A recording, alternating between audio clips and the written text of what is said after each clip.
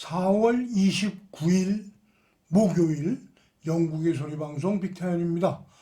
오늘 뉴스의 제목부터 말씀드리겠습니다. 첫째, 보리스 총리 젊은 마누라 때문에 망신하게 생겼다. 둘째, NHS 앱이 백신 파스포트로 사용될 수 있다. 셋째, 북한의 제재 완화를 완강히 거절하는 미 국무부입니다. 첫 소식입니다. 보리스 총리 젊은 마누라 때문에 망신하게 생겼다는 소식 아이린 킴이 보내드리겠습니다. 보리스 수상과 캐리 시몬즈는 관저 아파트 수리비용 내역에 관해서 개인적으로 주고받은 메시지와 이메일 등을 제출해야 할 것으로 보입니다. 관저 내의 주거 아파트 실내 장식이 한간에 문제가 되자 선거관리위원회에서 변경 내용과 소요자금 내역을 조사하겠다고 발표했기 때문입니다. 선거관리위원회의 지출감시인은 증인들을 면담하고 연관된 근거 서류들을 요구할 수 있는 권한이 있습니다. 보리스 수상은 이런 움직임에 대해서 실내 장식 변경과 관련하여 어떠한 법률도 어기지 않았다고 주장했으며 이에 관해서는 다우닝 10번지 관저 사무실에서는 어떠한 문의도 기꺼이 답해줄 준비가 되어 있다고 답했습니다. 그러나 또 다른 정부 소식통은 타임즈 신문의 실내 장식에 들어간 비용 흔적이 선거 캠페인 본부에 남아있을 수 있다고 귀띔을 했습니다. 케이어 스타머 노동당 당수는 보리스 수상이 처음부터 돈을 지불한 사람을 밝히면 조사가 5분이면 끝날 수도 있다고 회유성 발언을 했는가 하면 ITV와의 인터뷰에서는 내각 장관들을 먼저 조사하게 하였고 그 다음에 선거관리위원회가 조사하게 하였다고 말했습니다. 둘째 소식입니다. NHS 앱이 백신 파스포트로 사용될 수 있다는 소식 아이린 킴이 보내드립니다. 영국 정부는 전문가들이 백신 여권이 앞으로도 수년간 필요할 수 있다고 경고함에 따라 외국인 여행자들은 NHS 앱을 사용해서 자신의 코비드 예방접종 및 코비드 검사 상태를 입증할 수 있습니다.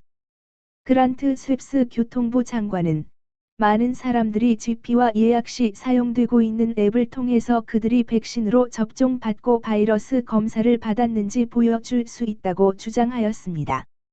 이어서 그는 영국인이 여행할 수 있는 나라들의 목록이 2주 안에 공개될 것이라고 말했습니다. 옥스포드 대학의 역학 교수인 크리스토퍼 다이 박사는 수요일 오전 영국 과학기술선정위원회의에서 이렇게 말했습니다. 파스포트가 필요한 이유는 코비드가 쉽게 지구에서 사라지지 않을 것이기 때문이라며 예전에 우리가 황열병 파스포트를 수년간 가지고 있었던 것처럼 코비드 여권도 가지고 있어야 할 것이라고 말했습니다.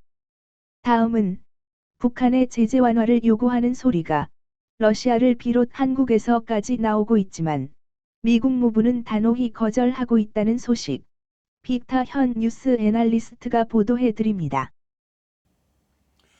미 국무부가 대북 제재는 북한의 민생이 아닌 핵미사일 개발을 겨냥한다면서 한국과 중국, 러시아 등에서 제기해온 완화 주장을 일축했습니다. 북한의 인도주의적 위기는 제재 때문이 아니라 북한 정권이 자초한 것이라는 비판입니다. 미 국무부 대변인 관계자는 27일 제재는 국제 평화 안보를 위협하는 대량 살상 무기와 탄도미사일 프로그램에 계속 자금을 조달하고 이를 개발하는 북한의 능력을 제한하기 위해 가해졌다고 밝혔습니다. 미국의 소리 방송 영상으로 보여드리겠습니다.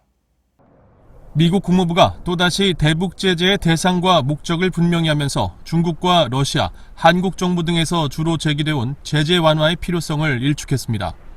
국무부 대변인실 관계자는 27일 VOA에 제재는 영내와 국제 평화, 안보를 위협하는 대량 살상 무기와 탄도미사일 프로그램에 계속 자금을 조달하고 이를 개발하는 북한의 능력을 제한하기 위해 가해졌다고 밝혔습니다.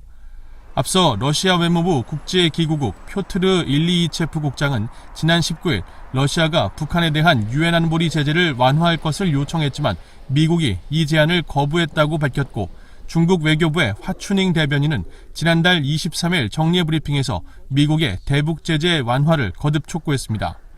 한국 정부도 이인영 통일부 장관 등이 전면에 나서 인도주의 문제를 포함한 대북 제재 완화 필요성을 계속 강조하고 있습니다. 그러나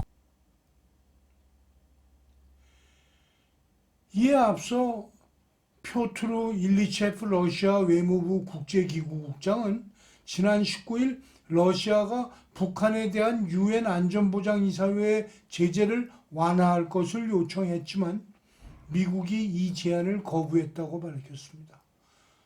화춘잉 중국 외교부 대변인 또한 지난달 23일 정례 브리핑에서 미국의 대북 제재 완화를 거듭 촉구하였었습니다.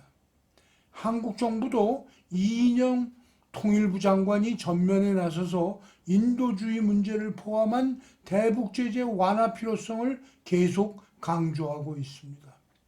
하지만 미 국무부 관계자는 이런 요구를 일축하며 정권이 재원을 빼돌리고 외부 지원조차 불합리하게 막아 취약계층의 고통이 가중되고 있다고 북한을 비판하였습니다. 시청해 주셔서 감사합니다. 내일 또 뵙겠습니다.